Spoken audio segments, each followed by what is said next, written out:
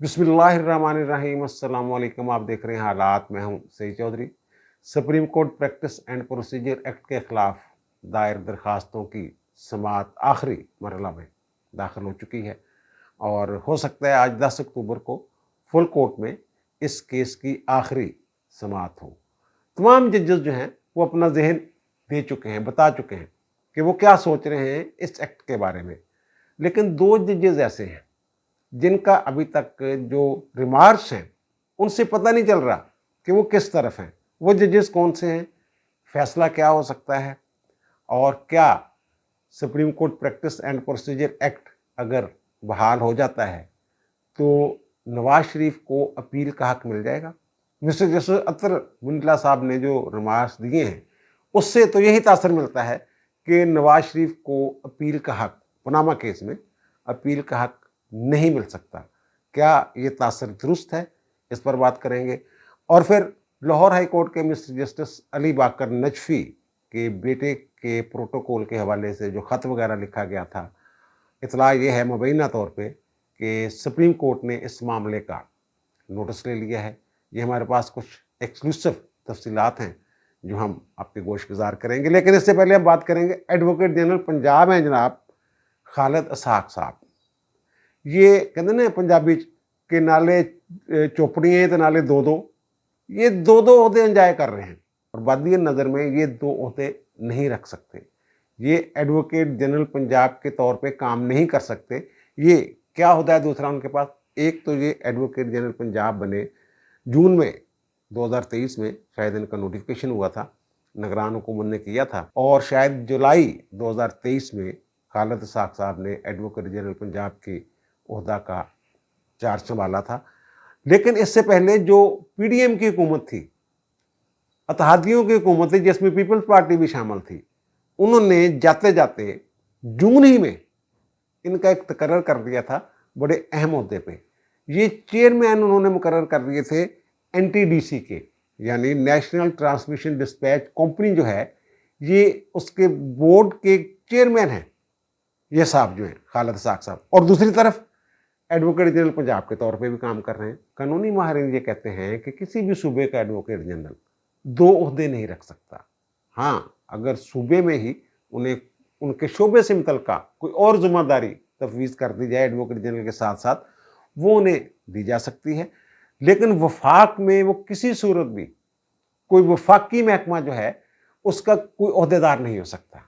उसकी एक वजह है, वो क्यों नहीं हो सकता। अब जो नेशनल ट्रांसमिशन डिस्पैच कंपनी है, ये ऑटोनमस बॉडी है वफाकी हुकूमत की। वफाकी हुकूमत के मतहत ये एक अदारा है और इसके ये चेयरमैन हैं।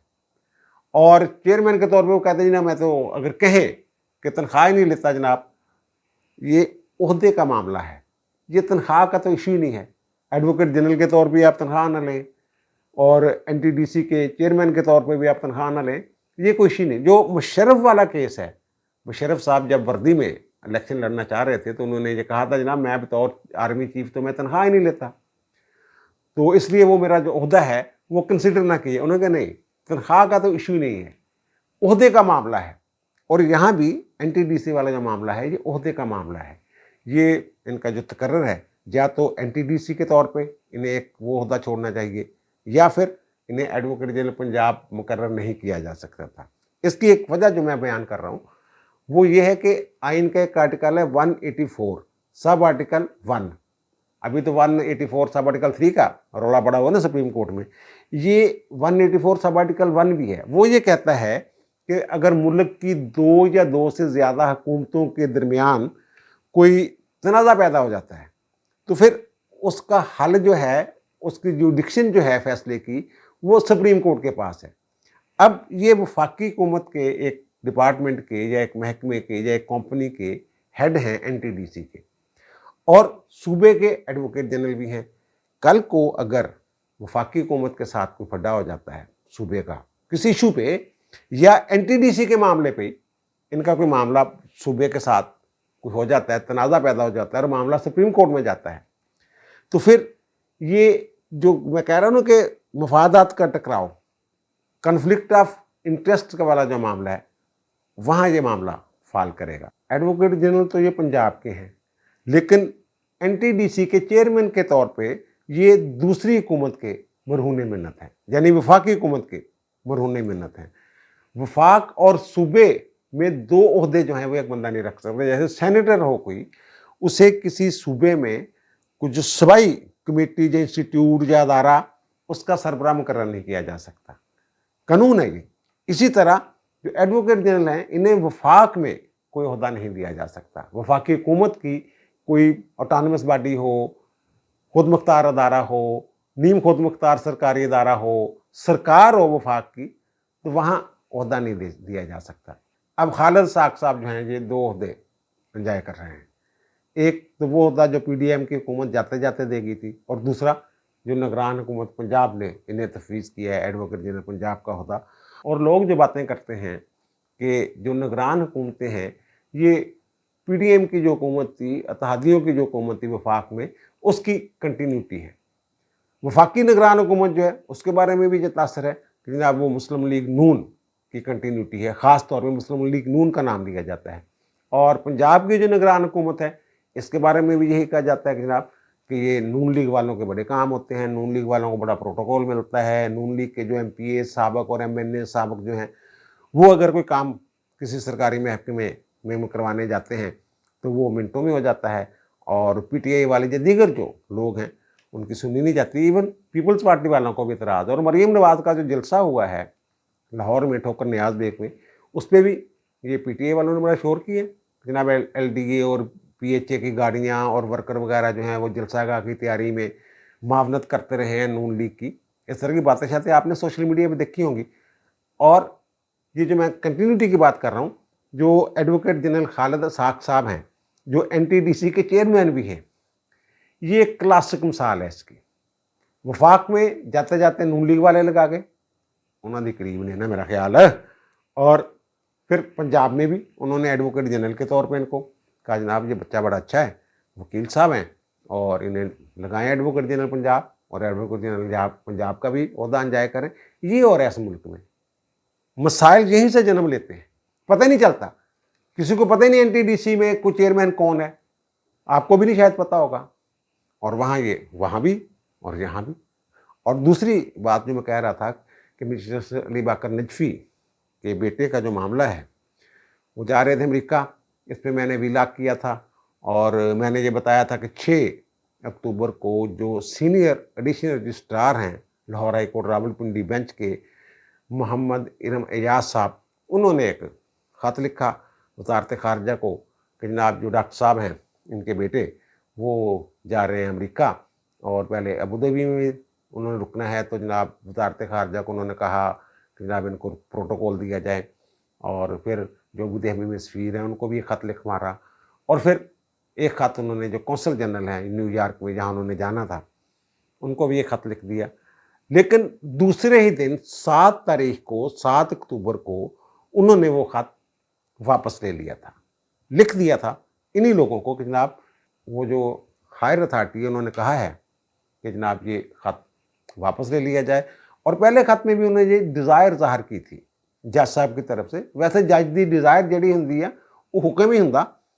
बहरहाल इस बात का दफा नहीं किया जा सकता कि जनाब जज साहब ने ख़त लिखा, लेकिन ख़त वापस लेने के बाद ये इशू ख़त्म हो जाना चाहिए था, लेकिन इशू ख़त्म नहीं हो रहा। इस पर मैंने एक ट्वीट भी किया, और मैंने कहा जनाब कुछ ख़ास मकसद के लिए जज साहब को बदनाम करने की कोशिश की जा रही है। और वो मैंने ये भी कहा कि जनाब 15 अक्टूबर के बाद या 15 अक्टूबर से जो हफ्ता शुरू होगा, पता चल जाएगा जनाब क्या मसला है, क्यों जज साहब को बदनाम किया जा रहा है, अली बाकर नजफी साहब को, जब उन्होंने खाती वापस ले लिया। अपने पिछली बार व्लॉग में मैंने वैसे तफसील के साथ प्रोटोकॉल का जो प्रोसीजर है, तरीक़ाकार है, कैसे प्रोटोकॉल मिलता है, उसका जिक्र कर दिया था।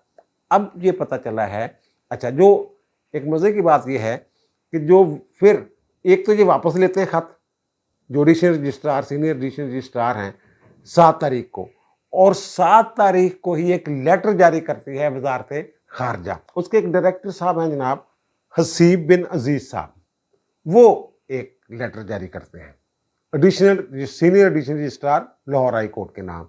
उसमें कहते हैं जनाब आपने जो ख़त लिखा था तो ये प्रोटोकॉल नहीं दिया जा सकता, ये प्रोटोकॉल की किताब में नहीं है कि जनाब जज के बेटे को प्रोटोकॉल दिया जाए। तो अल्लाह हाफ़िज़। लेकिन साथ ही उन्होंने इसकी जो कॉपी है वो सीसी कर दी है रजिस्ट्रार सुप्रीम कोर्ट को। जो लाहौर हाई कोर्ट के एडिशनल रजिस्ट्रार ने, सीनियर एडिशनल रजिस्ट्रार ने खत लिखा था, उसमें तो उन्होंने सीसी किया ही नहीं था सुप्रीम कोर्ट के रजिस्ट्रार को। उन्होंने सुप्रीम कोर्ट के नोटिस में लाने के लिए जो सीसी कर दी कॉपी सुप्रीम कोर्ट के रजिस्ट्रार को। अच्छा, वो कॉपी जो है उन्होंने उनको नहीं भेजी। वो जो मेरे सामने लेटर है उसमें ना वो जो अबू धाबी में हमारे सफ़ीर हैं उनका कोई जिक्र है सीसी में, और ना ही जो हमारे न्यूयॉर्क में कौंसल जनरल हैं उनको कॉपी भेजी गई, सिर्फ रजिस्ट्रार को भेजी गई है, सुप्रीम कोर्ट के रजिस्ट्रार को। अब जो मैंने कहा ना, एक ख़ास मकासद के लिए जज साहब को बदनाम करने की कोशिश की जा रही है। 7 तारीख को जब लेटर वापस ले लेते हैं तो 7 तारीख को ही वो लेटर रिजेक्ट करने का वो ख़त क्यों लिख देते हैं। जो हसीब बिन अजीज़ साहब हैं, जो डायरेक्टर हैं वजारत ख़ारजा के, ये बड़ी अजीब सी बात लग रही है। वो वापस ले रहे हैं और वो ना सिर्फ जवाब में ये कह रहे हैं कि नहीं जनाब थोड़ी गल नहीं ऐसे मननी, बल्कि वो ख़त मीडिया तक भी पहुंच जाता है। पहला ख़त भी लीक होता है, वो लाहौर हाई कोर्ट से लीक नहीं हुआ, वो भी वजारत ख़ारजा से लीक हुआ, और ये वाला ख़त भी वजारत ख़ारजा से लीक होता है। तो इस पर तशवीश तो फिर पैदा होती है ना कि ना अब ये इशू क्या है, वापस लिए गए ख़त को रिजेक्ट क्यों किया जा रहा है। तो अब खबर ये है कि सुप्रीम कोर्ट ने इस मामले का नोटिस लिया है, और बड़े सीनियर हमारे जर्नलिस्ट हैं, कोर्ट रिपोर्टर हैं, बड़ी अंदर तक उनकी रसाई है, मुनीर बाजवा साहब, उनकी ये खबर है। उन्होंने मुझे ये बताया है कि सुप्रीम कोर्ट की रजिस्ट्रार ने तफसीलात मांगी हैं लाहौर हाई कोर्ट से उस ख़त की, और ख़ास तौर पे उन्होंने जो 7 तारीख वाला लेटर था ये ख़ास तौर पे पूछा गया है। रजिस्ट्रार अपने तौर पर तो नहीं ना पूछ सकता लाहौर हाई कोर्ट से, लाहौर हाई कोर्ट के चीफ जस्टिस को वो तो नहीं ना कह सकता जनाब हमें ज़रा रिपोर्ट करके दें, वो बताएं जरा रजिस्ट्रार को। किसी ने कहा ही होगा ना, और वो किसके कहने पे काम करते हैं रजिस्ट्रार साहब, वो करते हैं चीफ जस्टिस पाकिस्तान के कहने पे। अब उन्होंने जो कहा है कि ये ख़ास तौर पे ये पूछा गया है, ये बताया जाए कि वजारत ख़ारजा ने जो मुस्तरद किया आपका लेटर 6 तारीख वाला, 6 अक्टूबर वाला, पहले उन्होंने लेटर जारी किया था वजारत ख़ारजा ने, या आप लोगों ने वो लेटर, पहले वाला लेटर जो है वो वापस लिया, यानी 7 तारीख के दोनों लेटर हैं, पहले कौन सा लेटर जारी हुआ, ये उन्होंने ख़ास तौर पे पूछा है। फिर मैंने अपने तौर पे पता किया कि जनाब ये ख़त शत आया है या नहीं आया रजिस्ट्रार की तरफ से, तो पता ये चला कि ज़बानी तौर पे, ये गैर रस्मी तौर पे। फिर मैंने मुनीर बाजवा से पूछा कि उन्होंने कहा जी बिल्कुल यही है कि गैर वो ज़बानी तौर पे उन्हें कहा गया है, और उनका ये ख्याल था कि शायद सुप्रीम जुडिशल काउंसिल के सेक्रेटरी भी होते हैं रजिस्ट्रार, उनकी तरफ से ये, अगर उनकी तरफ से ये मामला है, तफसीलात इकट्ठी की जा रही हैं, फिर इसकी नोयत कुछ और बनती है। लेकिन मेरी इत्तला के मुताबिक ये रजिस्ट्रार के तौर पे ये कहा गया है कि जनाब इस बाबत तफसीलात दें, और इस बाबत तफसीलात लेने का मतलब मुझे ये समझ आती है कि वजारत ख़ारजा ने जो किया है, ख़त जारी किया है मुस्तरद करने का, बावजूद इसके कि ख़त वापस ले लिया गया था, पहली रिक्वेस्ट वापस ली जा चुकी थी, इसके बावजूद उन्होंने कहा जनाब असी मुस्तरद कर दें जी वो दरखास्त जी तुसी वापस ले लिए। शायद ये अदलिया के आला हलकों में इस चीज़ को पसंदीदगी की नज़र से नहीं देखा गया। अब देखें आगे क्या बनता है, क्या मामला कहाँ तक पहुँचता है। अभी तो गैर रस्मी मामला चल रहे हैं, और अगर तहरीरी तौर पे ख़त किताबत शुरू हो जाती है तो फिर इसका नतीजा क्या निकल सकता है। वजारत ख़ारजा की खिंचाई होती है, या फिर हाँ ये भी पता चला है कि जो सुप्रीम कोर्ट के रजिस्ट्रार हैं उन्होंने ये भी पूछा है कि क्या माजी में भी कोई ऐसे ख़त वगैरह लिखे जाते रहे हैं प्रोटोकॉल के लिए, जजों की फैमिलियों के प्रोटोकॉल के लिए, माजी में कोई ऐसी मिसाल मिलती है तो वो भी बताया जाए। अब लाहौर हाई कोर्ट ज़ाहिर रजिस्ट्रार को भेजेगा, और रजिस्ट्रार साहब जो हैं वो चीफ जस्टिस के सामने रखेंगे। अब बात है जनाब supreme court practice and procedure act اس میں ایک تو جناب منیب اختر صاحب جو ہیں انہیں بڑا دکھ پہنچا ہے اس بات سے کہ چیف جسٹس پاکستان صاحب بار بار ذکر کر رہے ہیں اس پروسیڈنگ کے دوران ماضی سپریم کورٹ کے ماضی کی کہ آمراؤں کو یہ تفویض دیتے رہے ہیں، اور پھر ایک موقع پہ انہوں نے کہا جناب 184 سب آرٹیکل 3 اوریجنل ڈسکشن والا جو معاملہ ہے جو ڈائریکٹ سپریم کورٹ میں درخواستیں جاتی ہیں، جیسے یہ supreme court practice and procedure والی درخواستیں ہیں یا سو موٹو والا معاملہ ہے، انہوں نے کہا جناب اگر چیف جسٹس صاحبان غلطی نہ کرتے تو پھر یہ قانون نہ آتا۔ وہ ظاہر ہے پھر جو ساری دنیا باتیں کریں جناب ہم خیال بینچ اور پھر ون مین شو وغیرہ جو بھی چیزیں ہیں انہوں نے یہ ذکر کیا، تو پھر منیب اختر صاحب ایک موقع پہ انہوں نے کہا جناب کہ جو سابق چیف جسٹس صاحبان ہیں ان کے بارے میں جہاں زیادہ بات ہو رہی ہے تو میرے اس حوالے سے بڑے شدید تحفظات ہیں کہ جو جج اپنے دفاع کے لیے یہاں موجود نہیں ہیں تو ان کا ذکر نہیں ہونا چاہیے۔ ان ججوں کا ذکر کہاں ہو رہا ہے؟ وہ تو ان کے کرتوتوں کا ذکر ہو رہا ہے کہ سپریم کورٹ بہرحال وہ نہیں تو چلو آپ تو موجود ہیں نا، بندیال کم از کم بندیال صاحب کے جو معاملات ہیں ان کے دفاع کے لیے تو آپ موجود ہیں نا بینچ میں، باقیوں کو چھوڑ دیں، پرانی باتیں چھوڑ دیں، چلو ان میں سے کئی تو بیچارے مرخب بھی گئے ہوئے ہیں، تو آپ بندیال صاحب کا دفاع کریں بیٹھ کے جو کیا جا سکتا ہے۔ اچھا دوسرا اس میں جو چیز ہے اپیل والا جو ایشو چل رہا ہے کہ جناب اپیل کا حق ہونا چاہیے، 184 سب آرٹیکل 3 کے تحت جو درخواستیں جو فیصلہ ہو جاتا ہے متاثرہ فریق کو یہ حق دیا گیا ہے supreme court practice and procedure act میں کہ وہ 30 دن کے اندر اپیل فائل کر سکتا ہے، یہ ایک اہم نقطہ ہے۔ اور جو زبیری صاحب ہیں، عابد زبیری صاحب سپریم کورٹ بار ایسوسی ایشن کے صدر، ان کو نوٹس دیا گیا تھا سپریم کورٹ بار ایسوسی ایشن کو بھی اس کیس میں، پچھلے بینچ نے دیا تھا جو 8 رکنی بینچ تھا بندیال صاحب کی سربراہی میں، اس کے بعد اب فل کورٹ کر رہی ہے نا، تو انہوں نے ان کو بھی نوٹس جاری کیا تھا۔ تو عابد زبیری صاحب جو ہیں وہ اس قانون کی مخالفت کر رہے تھے، تو چیف جسٹس صاحب نے ان سے پوچھا کہ جناب آپ صرف یہ بتا دیں سپریم کورٹ بار ایسوسی ایشن کے صدر کے طور پہ کہ کیا اپیل کا حق ہونا چاہیے یا نہیں ہونا چاہیے، تو اس پہ وہ مجبور ہو گئے، مجبور اس لیے ہو گئے کہ Pakistan bar council, supreme court bar ایسوسی ایشن اور صوبائی بار کونسلیں تمام ماضی میں یہ مطالبات کرتی رہی ہیں، قراردادیں پاس کرتی رہی ہیں کہ آرٹیکل 184 سب آرٹیکل 3 کے تحت جو ڈائریکٹ درخواستیں جاتے ہیں، آئینی درخواستیں اوریجنل جوریڈکشن والی یا سو موٹو والی، وہ یہ کہتے ہیں کہ ان میں اپیل کا حق ہونا چاہیے۔ اور جب یہ قانون آیا ہے نا تو سب سے پہلے جس بندے نے اس کی حمایت کی تھی اپیل والے حق کی وہ حامد خان تھے، پی ٹی اے والے جو ہیں، انہوں نے اس کی حمایت کی تھی کہ ہاں یار یہ تو ہمارا مطالبہ تھا کہ اپیل کا حق ہونا چاہیے۔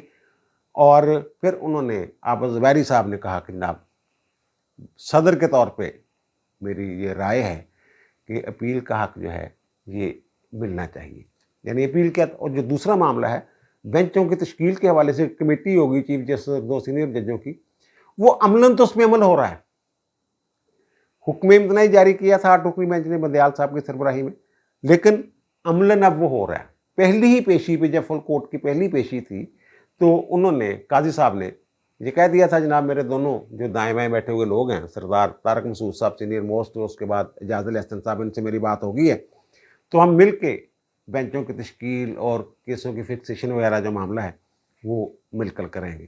اچھا اس میں ایک اور دلچسپ جو بات ہوئی ہے اس کیس میں، وہ عائشہ ملک صاحبہ بار بار پوچھ رہی تھیں کہ جناب اگر فل کورٹ فیصلہ کر دے، کیونکہ اس قانون میں یہ لکھا ہوا ہے supreme court practice and procedure act میں کہ جو پہلا بینچ ہوگا جب فیصلہ کرے گا جس کے خلاف اپیل ہوگی تو اس سے بڑا بینچ اپیل سننے کے لیے بنایا جائے گا، یعنی 3 رکنی بینچ اگر فیصلہ کرتا ہے تو پھر 5 رکنی بینچ اپیل سنے گا، 5 رکنی ہے تو پھر 7 رکنی سنے گا، 7 رکنی ہے تو پھر 9 رکنی سنے گا، اس طرح کا اس میں یہ کہا کہ لارجر بینچ سنے گا۔ تو وہ بار بار یہ سوال کر رہی تھی کہ جناب فل کورٹ اگر فیصلہ کر دے تو پھر اپیل کہاں جائے گی، اس کے لیے لارجر بینچ کہاں سے بنے گا، یہ وہ بار بار کہہ رہی تھی۔ تو اس پہ آج وکیل صاحب، ظاہر ہے وہ منیب اختر صاحب جو بار بار بعد نہیں آ رہے تھے، وکیل کو لائن دے رہے تھے، تو پھر چیف جسٹس صاحب نے کہا یار جلدی نبیڑو، جنہیں معاملات نہیں ہوتے، بڑا رولا لوگوں نے پایا سوشل میڈیا تے، جناب منیب اختر کو گل نہیں کرنے دی چیف جسٹس صاحب نے۔ جب جج لائن دے رہے ہوں وکیل کو تو پھر دلائل کا جو معیار ہوگا تو وہ وکیل صاحب نے پھر کہہ دیا آج یہی بات کہ جناب فل کورٹ اگر فیصلہ کر دے تو پھر اس کی اپیل کہاں جائے گی. تو اس پہ جسٹس قاضی فائز جیسا صاحب نے یہ کہا تو پھر اللہ کے پاس جائے گی, اللہ میاں کے پاس جائے گی اپیل. تو انہوں نے جو سارا جو میں نے بات کی تھی عائشہ ملک صاحبہ والے ولاگ میں, تو میں نے جو ذکر کیا تھا وہی چیف صاحب نے فرمایا ہے. اس میں جو رائے ہے ان کی جو ریمارکس دی ہیں انہوں نے یہ کہا ہے کہ جب 15 جج یا فل کورٹ تمام جج جو ہیں وہ ایک فیصلہ کر لیں, اجتماعی دانش کا مظاہرہ کر دیں, تو پھر اپیل کی گنجائش نہیں رہتی. یہ انہوں نے کہا. اب ہائی کورٹ کو دیکھ لیں کہ 199 کے تحت جو ریٹ درخواستیں آتی ہیں ان کے جو فیصلے ہوتے ہیں ان کے خلاف انٹرا کورٹ اپیل ہو سکتی ہے, یعنی ہائی کورٹ کے اندر ہی اپیل ہو سکتی ہے. اگر سنگل بینچ نے سنا ہو تو پھر ہائی کورٹ کے اندر اس کو انٹرا کورٹ اپیل کہتے ہیں, وہ ہو جاتی ہے. لیکن اگر ابتدائی کیس جو ہے ریٹ درخواست جو ہے وہ لارجر بینچ نے سنی ہو تو پھر انٹرا کورٹ اپیل نہیں ہوتی, پھر سپریم کورٹ جانا پڑتا ہے. بہرحال چیف جسٹس صاحب نے یہ کہا کہ جناب جب تمام ججز جو ہیں اپنا ذہن دے دیں, اپنی رائے دے دیں, اپنا فیصلہ دے دیں, تو پھر اپیل کی کون سی گنجائش بچتی ہے؟ گنجائش ہی نہیں پھر اس کے بعد. بہرحال آپ دیکھیں ایک معاملہ تو آیا ہوا ہے نا, سوال تو آیا ہوا ہے, اس کا جواب کیسے آتا ہے. اور دوسرا جو میں یہ کہہ رہا ہوں نواز شریف والا مسئلہ بنا ہوا ہے, یہ پی ٹی اے والے اور جو مخالفین ہیں یا جو درخواست گزار ہیں وہ یہ باتیں عدالت میں نہیں کر رہے. عدالت میں سیدھی سی بات ہے کہ اگر فرد واحد کے لیے کوئی قانون بنایا جائے تو ججمنٹس موجود ہیں, وہ برقرار ہی نہیں رہ سکتا. عدالت میں یہ بات نہیں کر رہے جناب کہ نواز شریف کے لیے یہ قانون بنایا گیا تاکہ ان کو اپیل کا حق مل جائے, باہر باتیں کرتے ہیں. تو اس پہ جو مسٹر جسٹس اطہر منیلا صاحب ہیں انہوں نے یہ بات کی ہے کہ جناب جو یہ قانون ہے supreme court practice and procedure act, اس کے تحت اپیل کا حق ہے. 184 سب آرٹیکل 3 کے تحت جو فیصلے ہیں ان کے خلاف اپیل کا حق ہے. لیکن اگر کوئی بندہ نظر ثانی کی درخواست دائر کر چکا ہے اور اس کا فیصلہ ہو چکا ہوا ہے, پھر وہ فیصلہ جو ہے وہ تو نظر ثانی کی درخواست کا فیصلہ ہے, اور وہ کہتے ہیں کہ اس قانون میں نظر ثانی پر اپیل کا حق نہیں دیا گیا. یہ وہ کہہ رہے ہیں. اب کچھ لوگ کہہ رہے ہیں جناب اس طرح, تو پھر وہ کہتے ہیں نا کہ جناب مرے تھے جن کے لیے وہ رہے وضو کرتے, کہ قانون بنایا تھا بقول ان کے نواز شریف کے لیے. اور اب اطہر منیلا صاحب کی جو آبزرویشن ہے یہ صرف ریمارکس نہیں ہے, میرا خیال ہے یہ فیصلے میں آنے والی آبزرویشن ہے جو فیصلے میں شامل ہوگی, میرا خیال ہے یہ. تو وہ اپیل ہی نہیں فائل کر سکتے. بھائی میرے, اب میں یہ بتا دوں آپ کو کہ جو پاناما کیس کا فیصلہ تھا نواز شریف کے خلاف, اس میں نواز شریف نے نظر ثانی کی درخواست ہی فائل نہیں کی تھی. وہ 184 سب آرٹیکل 3 کے تحت کیا گیا ایک فیصلہ ہے جو پڑا ہوا ہے, اور جو supreme court practice and procedure act اگر بحال ہو جاتا ہے اور پھر بحالی کے بعد 30 دن کے اندر اندر نواز شریف کے پاس یہ حق ہوگا کہ وہ پاناما کیس والا جو معاملہ تھا اس فیصلے کے خلاف اپیل فائل کر سکتے ہیں. یہ ٹینشن والی گل نہیں نون لگی ہو تسی اگر سن رہے ہو مینوں تے, دوسرے لیے ٹینشن دی گل آ جہے سارے دوسرے بھرا نے پی ٹی اے والے. اچھا جو کاروائی براہ دکھائی جا رہی ہے نا, اس سے بہت سارے چہرے جو ہیں وہ ننگے ہو رہے ہیں, وکلا بھی ننگے ہو رہے ہیں. اپنے ایک ولاگ میں نے ذکر کیا تھا, جب میں نے وہ ذکر کیا تھا کہ 9 کو پیر والے دن اس کی پھر سماعت ہوگی, اور میں نے کہا پیر والے دن جو وکیل آئیں گے ان کو سننے کا مزہ آئے گا. اور واقعتاً ایسا ہی ہے. صلاح الدین احمد صاحب نے جو دلائل دیے ہیں, زاہد ابراہیم نے جو دلائل دیے ہیں, ان میں قانونی نکات ہیں. اور وہ جو ججز ہیں ہم خیال, ماضی کے ہم خیال ججز جو ہیں, ان سے کوئی بن نہیں پڑ رہی تھی, ان سے کاؤنٹر نہیں کیا جا رہا تھا ان دلائل کو. بہرحال پھر ایک امتیاز صدیقی صاحب ہیں, پہلے بھی چیف جسٹس کے ساتھ انہوں نے ابتدائی سماعتوں پہ بھی کوئی تلخ لب و لہجہ اختیار کیا تھا, اور گزشتہ روز بھی اٹارنی جنرل صاحب کو چیف صاحب نے بلایا, لیکن وہ روسٹر پہ آ کے کھڑے ہو گئے امتیاز صدیقی صاحب, اور چیف صاحب نے کہا اٹارنی جنرل آپ دلائل دیں. انہوں نے کہا جی میں دینے ہیں. امتیاز صدیقی صاحب نے, انہوں نے کہا بھائی جان تھوڑے دلائل تو ہو گئے انہیں. انہوں نے کہا نہیں جی میرے دلائل رہنے نہیں ہلے.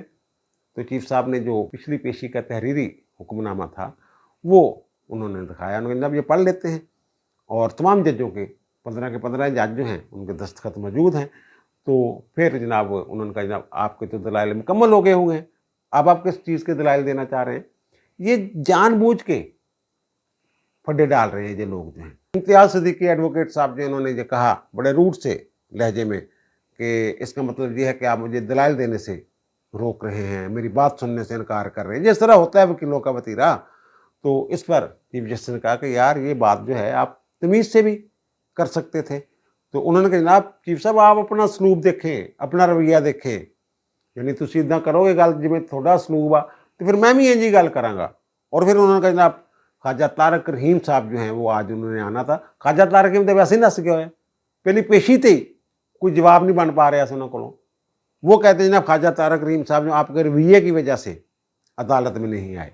तो इस पर चीफ जस्टिस ने वो बात की जो मुनीब अख्तर साहब ने कहा कि जनाब साबिक जजों के वो की अदम मौजूदगी में उनके बारे में बात ना की जाए, वो अपने दफा के लिए मौजूद नहीं। तो इस पर चीफ जस्टिस ने ये वकील से कहा कि जनाब जो अदालत में मौजूद नहीं है उनके हवाले से बात ना करें, यानी ख्वाजा तारक रहीम के अंदर इतने है ही नहीं मौजूद है तो कमरे अदालत तो तू उन्होंने भी जिक्र करी जा रहे हैं। तो उस पर उन्होंने जो सिद्दीकी साहब उन्होंने जनाब ख्वाजा साहब जो मेरे सीनियर हैं और उन्होंने मुझे हदायत की थी कि अदालत के सामने मैं ये मसला लाऊँ।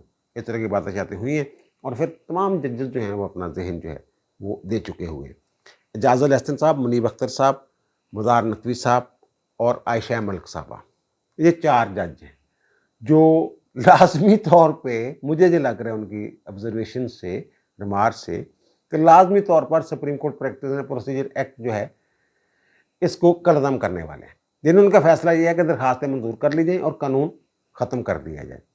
और इनमें जो जस्टिस मुसर्रत हलाली साहब हैं जिनके बारे में बहुत सारे लोगों का ख्याल है कि वो जनाब शायद आइनी जजों के साथ हैं, लेकिन उनके जो रिमार्क्स हैं उससे मुझे शक पड़ रहा है कि उनका जो झुकाव है ना वो एजाज़ अल एहसन साहब वाले जो सोच है उस तरफ उनका झुकाव है, मुझे ये लग रहा है। और बाकी जस्टिस काजी फायज़ ईसा चीफ जस्टिस साहब और फिर सरदार तारक मसूद साहब, मंसूर अली शाह साहब, अमीनुद्दीन खान साहब और याहिया फरीदी साहब, जमाल खान मंदोखेल साहब, अतर मनीला साहब, ये मुख्तलिफ जजमेंट्स और अदालती फ़ैसलों में अपने जो इनके इजाफी नोट हैं उनमें ये जिक्र कर चुके हैं कि वन मैन शो नहीं होना चाहिए। और काजी साहब जो हैं वो तो इस हवाले से ये भी कह चुके हैं कि 184 सब आर्टिकल 3 का जो दायरा इख्तियार है सुप्रीम कोर्ट का उसका भी तयीन होना चाहिए कि डायरेक्ट लेके आ जाते हैं। हालांकि हाई कोर्ट में भी जा सकते हैं और अदारे भी हैं, इलेक्शन कमीशन में भी जा सकते हैं, ये डायरेक्ट हमारे पास ही आ जाते हैं और फिर 62(1)(f) के तहत आपने हल करार देते हैं। उन्होंने बाकायदा 7-8 नकात उठाए हुए हैं कि इनका फैसला होना चाहिए। ये लोग जो हैं 7 जो जज हैं ये मुझे लग रहा है कि कानून को बरकरार रखना चाहते हैं और 4 जज जो हैं वो जिनका मैंने जिक्र किया है एजाज़ अल एहसन वगैरह का, वो कानून को ख़त्म करना चाहते हैं और मुसर्रत हलाली साहब का झुकाव उस तरफ है, चलो 5 कर लें। लेकिन 2 जज ऐसे हैं जो कहते हैं ना कि जज के तौर पे बिहेव कर रहे हैं, वो हैं मोहम्मद अली मदर साहब ख़ास तौर पे और हसन नज़र रिजवी साहब। बाकी तमाम जजों के रिमार्क से ये पता चल रहा है कि उनके जहन में क्या चल रहा है, लेकिन मोहम्मद अली मदर साहब ख़ास तौर पे जो सवाल करते हैं उससे ये पता नहीं चलता कि उनके जहन में क्या है। वो लीगल पॉइंट पूछते हैं, टू दी पॉइंट सवाल करते हैं। और हसन रिजवी साहब जो है, और ख्याल ये है कि मोहम्मद अली मदर साहब और हसन रिजवी साहब इकट्ठे ही किसी तरफ जाएंगे। और माजी में तो ये हम ख्याल बेंच का हिस्सा थे और इन्होंने स्टे भी किया हुआ है, लेकिन अब मुझे लगता है उनके सवालात थे जैसे वो बिल्कुल गैर जानदावरी के साथ सवालात करते हैं। तो मुझे ये लगता है कि इनका जो वोट है वो कानून के हक में जाने वाला है, मुझे लग रहा है। अब गैब का इल्म तो अल्लाह ताला के पास है, लेकिन अदालत में जो प्रोसीडिंग्स हो रही हैं और जजों के जो रिमार्क्स आ रहे हैं उनकी बुनियाद पे मैं ये बात कर रहा हूँ कि ये कानून जो है ये बरकरार रहना है। देखिए अब क्या बनता है, आप दीजिए मुझे इजाज़त। इंशाल्लाह दोबारा मुलाकात होगी नए भी इलाक़ के साथ। अल्लाह ताला मुझ पर, आप पर, हम सब पर मेहरबान रहे। अल्लाह हाफ़िज़।